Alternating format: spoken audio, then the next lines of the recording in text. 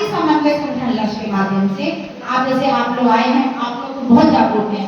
हम लोग ऐसे गांव में जाते हैं जहाँ शायद बहुत सारे लोग बाबा साहब को नहीं जानते हैं, अपने महापुरुषों की विचारधारा को बताते हैं कि कैसे इतनी विकट परिस्थितियों से हमारे समाज को आज यहाँ तक लेकर आए।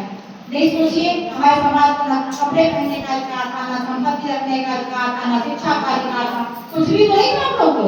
हम लोग का जीवन एक जानवरों से भी गया गुजरा था।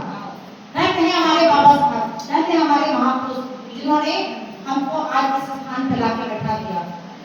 और सबसे कई पीढ़ी को स्थिति औरतों की थी कि नहीं, पैरों की जूती के बराबर थी, आज उतारो प्राणियों की निकाल के फेंको बहनों। लेकिन बाबा साहब ने संविधान के माध्यम से हमें हक दिए, हमें अधिकार दिए, तो क्यों नहीं हम बाबा साहब की बताई हुई 22 प्रतिज्ञाओं का पालन करें। हमें किसी की आलोचना नहीं करनी है, किसी को अपशब्द नहीं कहना है, सिर्फ और सिर्फ अपने अंदर हमें परिवर्तन करना है। जो हमारे महापुरुषों की विचारधारा है उनको हमें आत्मसात करना है। जब हम उनकी विचारधारा को आत्मसात कर लेंगे, परिवर्तन अपने आप हो जाएगा। हम किसी की आलोचना करेंगे, छात्र सत्ता दूसरे लोगों की है, वो तुरंत हम लोग को प्रताड़ित करने का एक माध्यम खोल लेते हैं।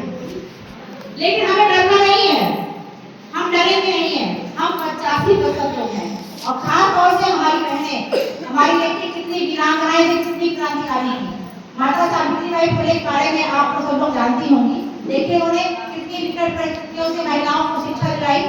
अगर उन्होंने शिक्षा की अलग नहीं दिलाई होती तो जो हम लोग यहाँ आज बैठ के हमारा दे रहे हैं या आपकी चर्चा कर रहे हैं, क्या कर पाते हम लोग की तो स्थिति और भी नहीं गुजरी थी।